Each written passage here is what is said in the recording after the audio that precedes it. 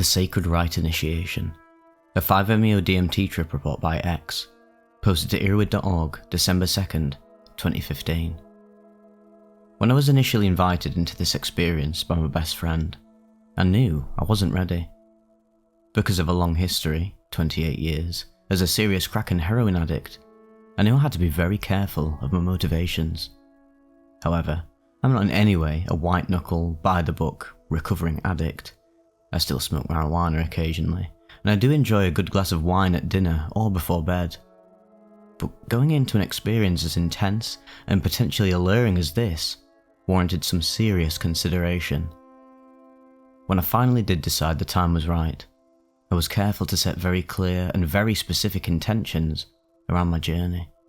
My background as a practitioner of ceremonial magic in my early years, and now as a practitioner of Tantra Yoga, specifically Shravidya Tantra, which is a mantra-based, highly ritualized form of yoga magical practices, had all prepared me very well to fully embrace everything that Sophia, our facilitator's name for the batch of 5-MeO DMT that we were partaking of, would bring to me. On top of this, I've also developed a very dedicated, devoted yoga, asana and pranayama practice, which I feel also served me well. I'd been told before that relatively few people purge with this substance, but just to be on the safe side, I only had a protein shake that morning and just a light vegetarian meal the night before. I'd become vegetarian some 6 months before. The only herbal supplements I take regularly are Dong Quai and Osha, so all in all, my system is fairly clean and incredibly strong and resilient. I was very impressed with the diligence and intention that was given to make sure that I was as prepared as possible to undergo what, for me at least, would prove to be the biggest shift in consciousness of my entire life. The Temple of Awakening Divinity was the agent of my introduction to 5-MeO DMT. They called and did a medical background and mental health screening. The weekend before my circle was to dive, an orientation was offered which was incredibly informative and yet in no way didactic, allowing each individual to step into the space as we chose. When I arrived on the morning of my circle, I was full of a calm anticipation, for I had a sense that everything that had happened to me in my life had been leading up to this exact moment, and of course every moment, and I'd been waiting for this all along. I helped to prepare the food that would be offered between dives to help ground each individual after they emerged from the field. Then, we all went in to be seated at a beautiful altar, in a room with vaulted ceilings, sumptuously appointed and with a huge cushion in the centre covered with plush purple comforter and an Eye of Horus pillow, where we would lay our heads as we went in. Our facilitator used the symbol sets of ceremonial magic to sanctify the space and cast a circle of energetic protection, which made me feel even safer and well taken care of. Directions were called, wards were set in place, and we were each sensed and asperged. Then, we were asked in turn to offer our intention, and this really struck my heart in a good way, to offer a shadow.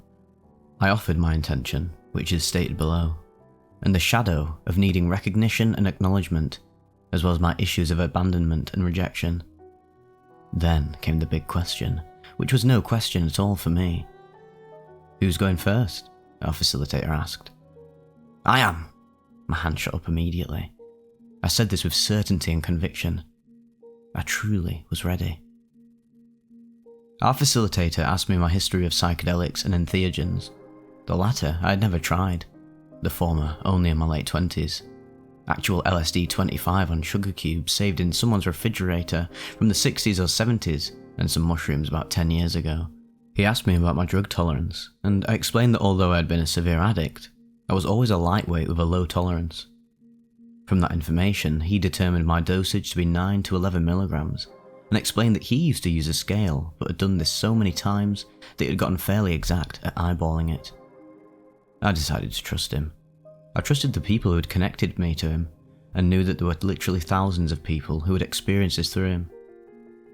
My intuition told me it was okay, and I've learnt to trust that as well.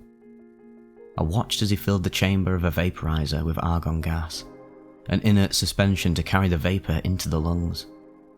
He placed the prescribed dosage of white crystalline powder in it, and I watched it as it filled with thick white smoke. I will let the account that I wrote in the week following the encounter speak from here. Intention. I present my intention to undertake these sacred rites, offering myself fully to the will of the divine as an instrument of she who is Maha Saraswati, called Brahmani, that I find effortless connection to her flow of creative power, that my words, music, voice and art be herald to the continuing emergence of Satyayuga. Opening. The circle was cast, the space held sacred. I lay in the centre, arms wide in an attitude of willing surrender. I was asked to sit up for a moment and our facilitator came beside me. In perfect love and trust, I offer you this lamp of light. Journey well. I took in a deep breath of air and let it all out. I took the lamp to my lips and inhaled deeply. The taste was strange, yet somehow vaguely familiar. After all the vapour had been inhaled, I kept breathing in until my lungs were full, keeping my eyes open as instructed, and I laid back on the soft cushions. I really had no idea what to expect when I heeded the call of spirit and the invitation to participate in this rite. What I found exceeded anything I might have even remotely conceived of. As I felt my body let go of the retained breath, my entire field of vision was wrapped around with the 1,000 eyes of Indra in perfect, beautiful, sacred geometrical forms. The eyes crystallized and dissolved away into nothingness, and I found myself floating free. I'll preface the next sections by saying that first, there was not a first or second or third of these things that occurred, but rather that all were juxtaposed and occurring relatively in time and space, or maybe outside of it. And that these opening experiences were like layers of being that I was visiting with my awareness. Experiential, yes, yet not in any way an effect of my mind, rather a construct of consciousness itself. The waiting room. I found myself floating free, and as I became aware of the environment, it seemed as if everything were made of a mercurial substance, all silvery and pastels, gossamer and mist. The beautiful music that had begun to play just as I went in had turned to a tinny elevator-style music. There were others there, or perhaps they were mirrors of fragments of my ego, and there was one that was more substantial than the rest. I recognized this as my predominant ego. Although I am female, this was a male, all dressed in white, like some eager festival goer in search of the elusive ultimate experience. He was bouncing up and down, wringing his hands and shaking his head in anticipation. Alright, let's do this. Yeah, spiritual experience. Oh boy, I'm ready for this. It would have been hilarious had I not been so crushingly disappointed in finding my awareness here of all places, for I was wholly intimate with this place of mist and mirrors. I had visited it many, many times before, and knew it to be the realm of Maya, of emptiness and illusion. I also had a knowing that I would be permitted to remain here in awareness, in a comfort zone of sorts, but that I would get from this experience what I chose, and though it was dreamy and sweet, here was only a superficial and nebulous light show.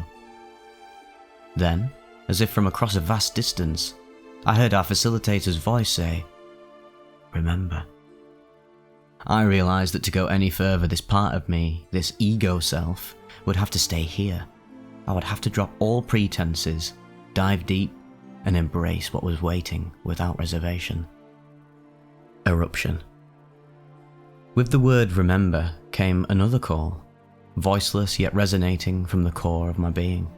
My most ancient knowing Atman, my higher self, beckoning me to step into her once again. I remembered the ancient rites that I had participated in through lives untold. I felt the anchoring energy signatures of those holding space around me and those holding space for me from afar. I felt utter trust and knew that I was safe, and so I began to go within.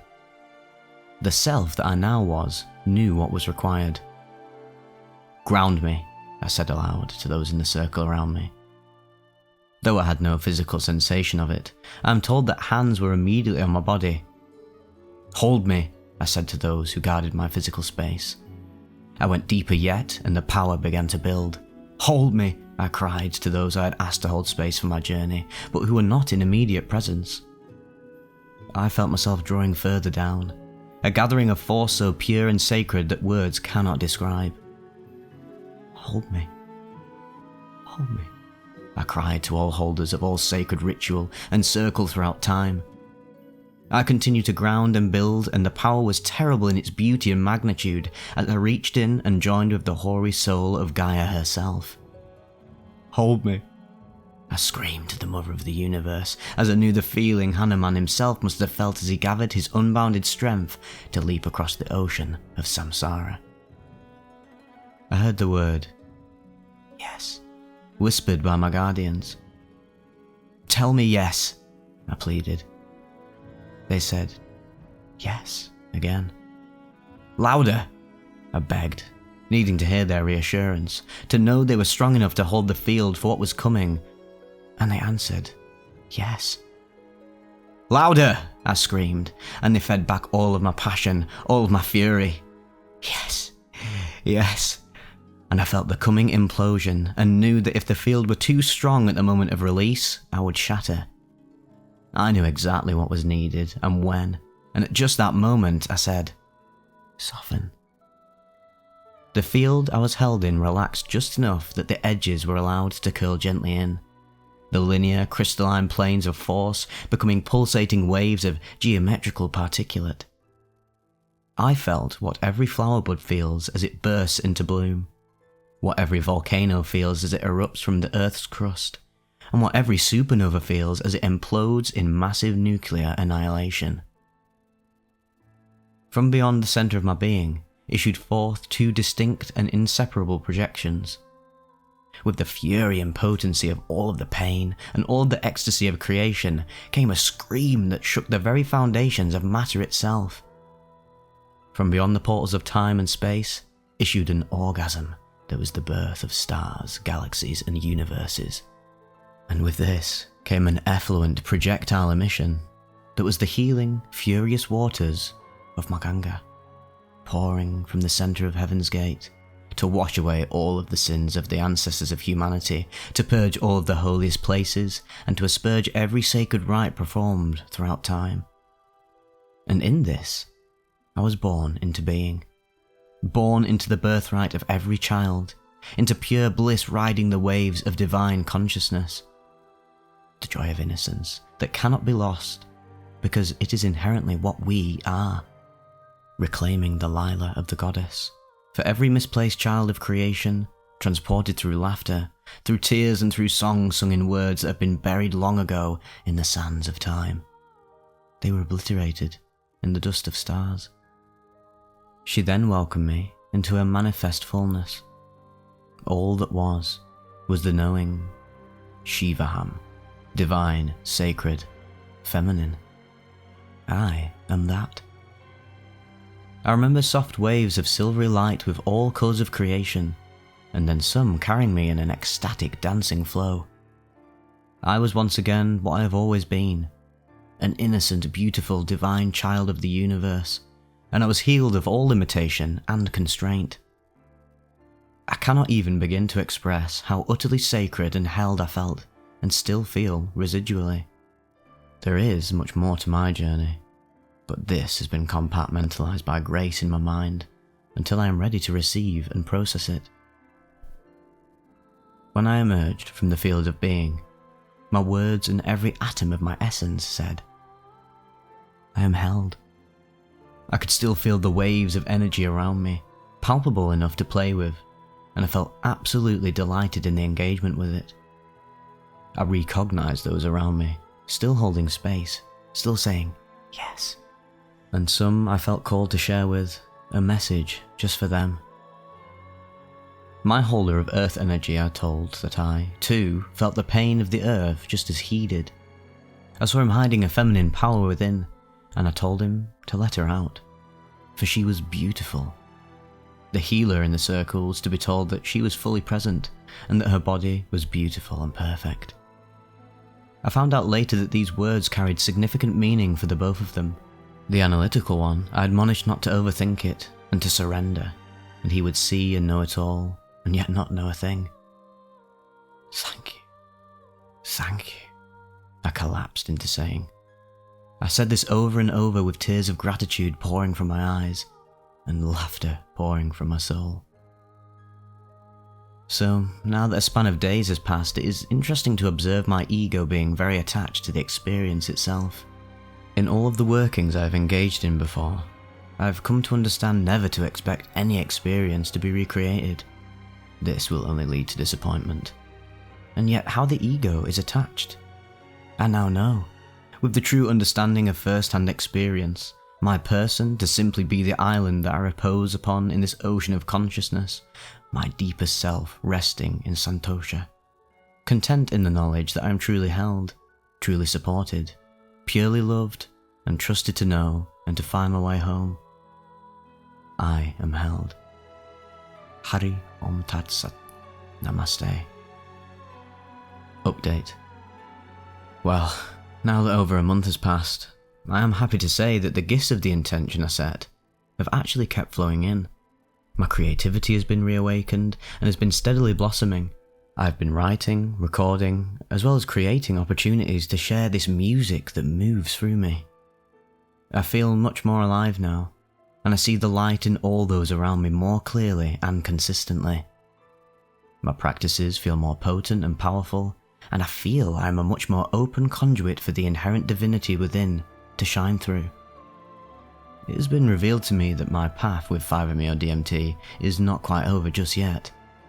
However, I am content to receive the fullness of this experience and to not be in a rush to get to the next one.